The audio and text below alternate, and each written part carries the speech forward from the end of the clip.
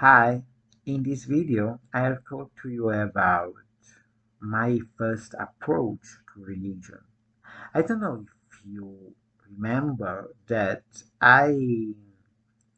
since I was a child, I was very attracted to the figure of the priest, to religion, to Catholic Church, and maybe because I was a very lonely child, I dreamed of becoming a priest when I would grow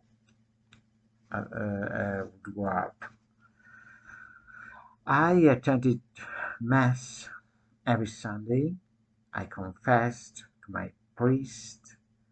I studied religion very accurately. I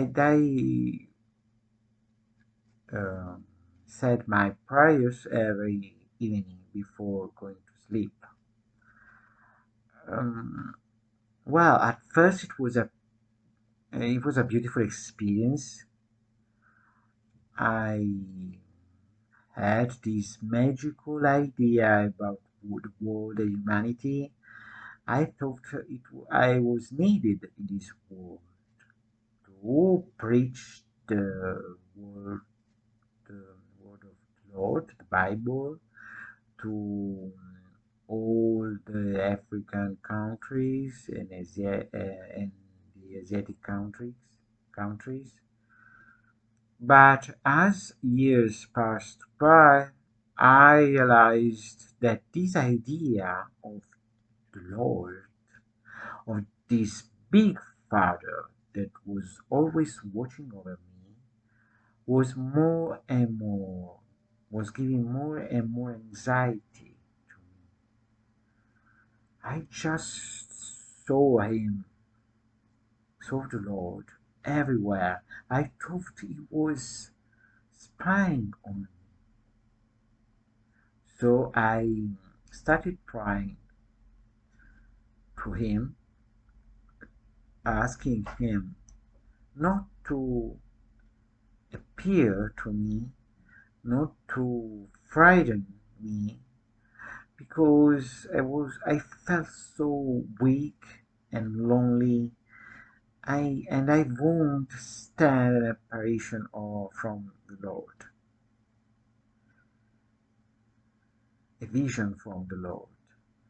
So, uh, well, I was obsessed by fasting, by prayers, by sacrifices, and I thought that the more I suffered from chastity and fast, the more I was entitled to enter the kingdom of heaven.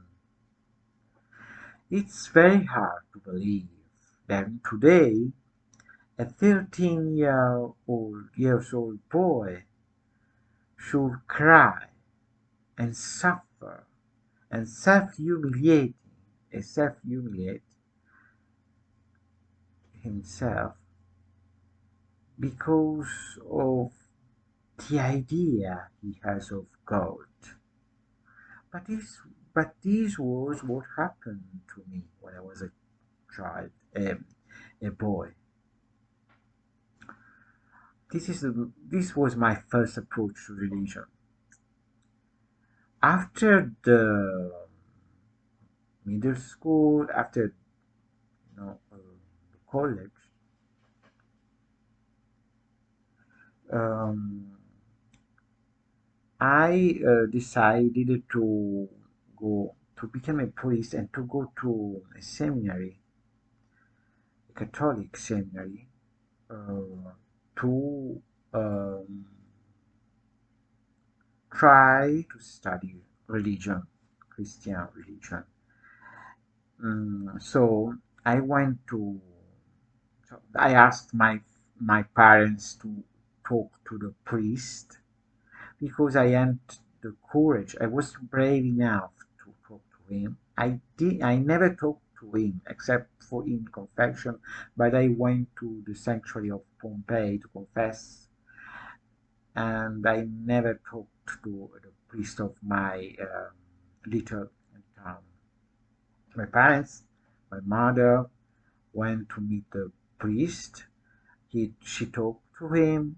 She said that I wanted to become a priest. That I needed his help uh, to attend the seminary for 2 or more years before for 5 years, I think, before um, you know starting this career as a priest. So I met this man. I talked to him, but I was very shy. You know, I was 18, just 18 years old. I was the shyest person on earth. Well, I didn't know I was autistic at the time, but I just felt so, I felt so strange, and everything around me had no meaning. I dreamed of a life consecrated, just dedicated to the Lord. But I never thought about uh, those places where I should have studied, where I should study religion with other people, with other boys like me. And I didn't want to talk to anyone. I just wanted to study religion, Bible, and all the news about, and all the knowledge about the great preachers of humanity. When I met the director of the seminary, I, I didn't give him a good impression. I was accepted to the seminary, but the director said that if I wanted, I could attend lessons without sleeping in the seminary. That was a kind of college. That was the time when I decided not to continue with my calling to become a priest. I just told my parents I wanted to attend university, and I wanted to just pray my Lord alone in my room without it becoming a priest or a monk. You know. So I that was the last time. In that period, I attended mass just for a couple of years more.